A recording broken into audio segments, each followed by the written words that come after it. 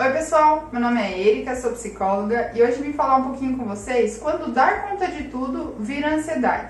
Mas aquela ansiedade negativa, aquela ansiedade que não nos impulsiona, ela mais traz prejuízos da gente. Na verdade, o dar conta de tudo nada mais é do que uma autocobrança. E às vezes uma autocobrança excessiva.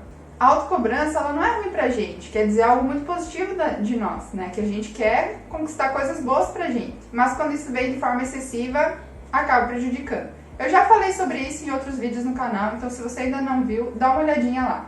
Se você passa por isso no teu dia a dia, não esquece de curtir esse vídeo e seguir o canal, que vai ter muito mais assuntos como esse. Então, para começar o vídeo, vou explicar um pouquinho o que é esse dar conta de tudo e o que é essa ansiedade que eu estou me referindo. O dar conta de tudo, eu acredito que vocês já estejam mais familiarizados, que é essa ideia que a gente tem de fazer nossas responsabilidades do dia a dia de uma certa maneira, como a gente gostaria, para alcançar os nossos objetivos.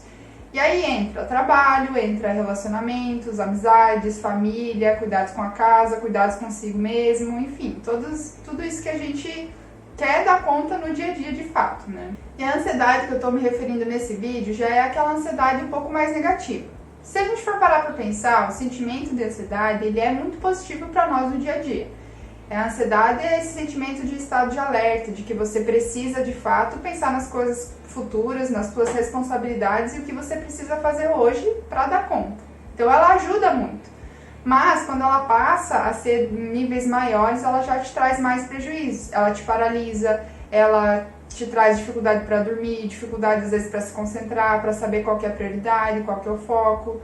Muitas pessoas têm alteração no apetite, ou comem demais, ou comem de menos. Então tu começa a perceber que ela não está te ajudando, né? Porque ela já está muito acesa, muito ligada o tempo todo.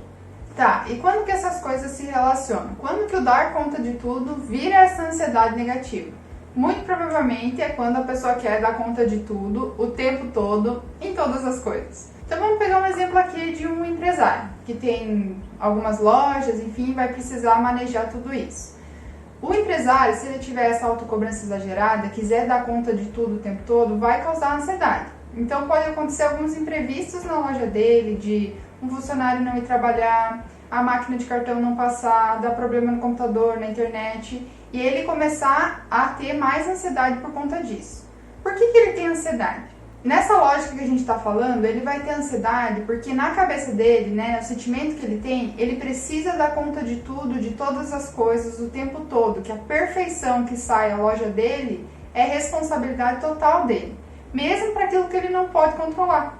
Racionalmente, ele pode até entender, mas isso eu não tenho controle, depende da parte técnica vir arrumar aqui. Mas a sensação é que ele é o responsável, seja porque é o trabalho dele, seja porque ele tem esse perfeccionismo um pouco mais na personalidade dele, ou enfim. Mas para ele é isso que ele tem que fazer. Então, racionalmente ele pode até entender, mas emocionalmente não fecha, né? Emocionalmente ele precisa fazer aquilo.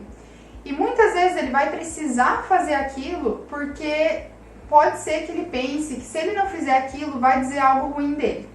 Ou ele vai decepcionar as outras pessoas, ou ele mesmo, ou ele acha que ele precisa dar conta de tudo para ser um bom profissional, ou seja, a crença que for. Então vocês percebem que a relação entre autocobrança e ansiedade é querer fazer as coisas bem, mas ao mesmo tempo não conseguir flexibilizar aquelas regras internas que você carrega. E aqui a gente usou o exemplo do empresário, mas se a gente for pensar na nossa vida, todos nós temos diversas lojas, diversos departamentos. Pode ser o departamento da casa, o departamento do trabalho, o departamento do autocuidado. E a gente quer manejar tudo isso muito bem, porque a gente quer conquistar coisas positivas para nós. Mas no fundo a gente tem essa ideia que se a gente não dar conta de tudo, o tempo todo das coisas, vai dizer algo de ruim da gente.